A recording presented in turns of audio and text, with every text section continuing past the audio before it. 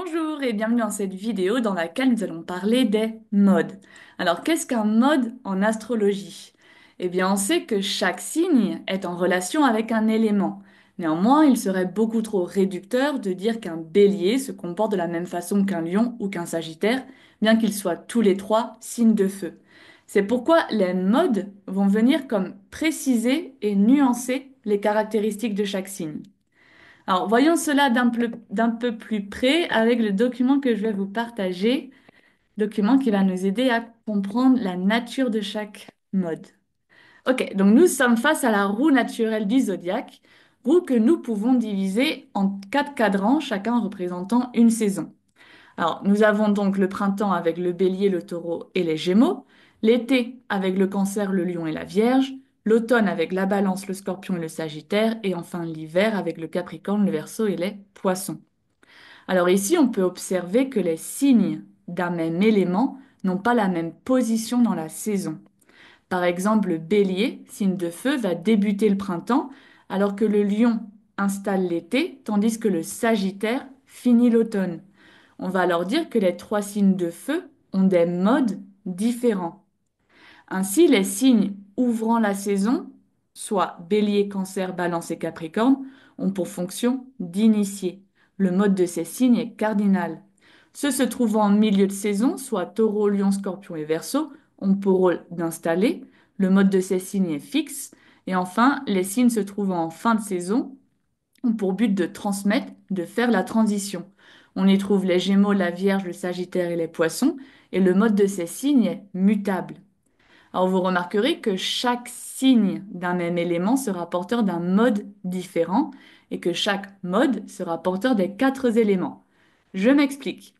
On aura forcément un feu cardinal, le bélier, un feu fixe, le lion, et un feu mutable, le sagittaire.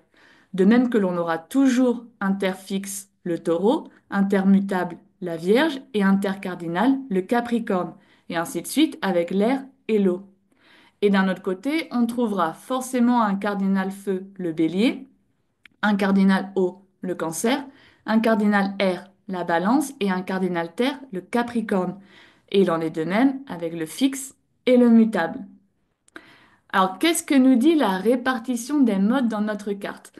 Eh bien, le mode que nous portons nous donne des indications sur notre comportement, sur notre façon de réagir face à une situation, un événement ou une personne souvent dérangeante qui intervient dans notre vie.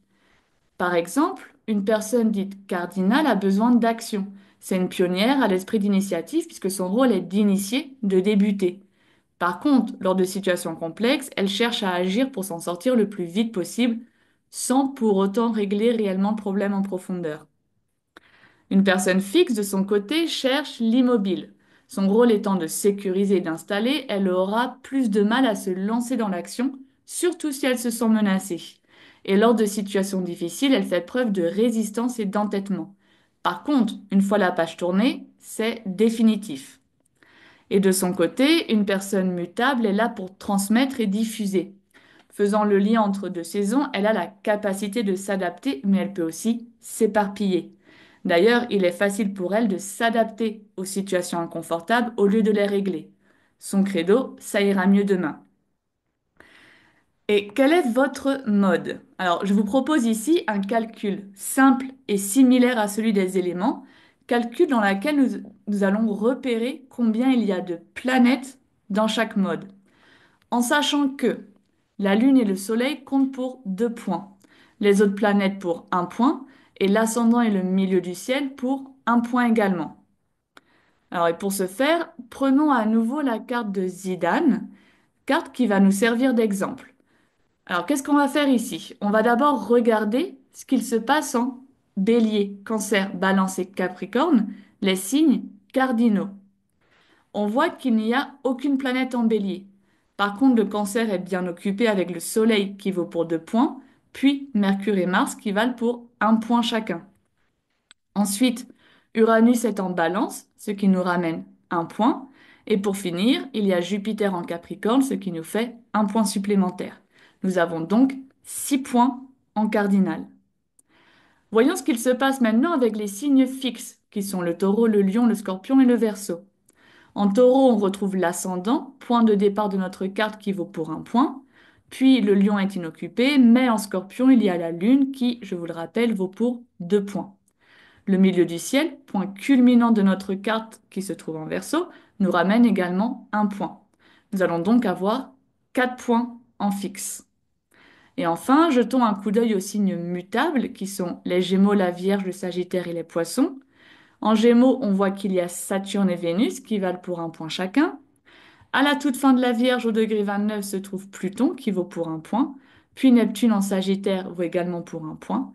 Et enfin, en Poisson, il n'y a personne. Nous avons donc un total de 4 points en mutable. Alors ici, on peut voir que Zidane est plutôt bien équilibré. Et d'une personne équilibrée, on dira qu'elle a autant la capacité d'initier, d'installer que de transmettre. Alors, bien qu'ayant une majorité de points en cardinal, ici l'écart n'est pas suffisamment marquant. De ce fait, avant d'attribuer à Zidane les qualités de cardinal, nous allons devoir chercher si dans son thème il y a des résonances, des éléments qui viennent confirmer ou pas ce côté leader.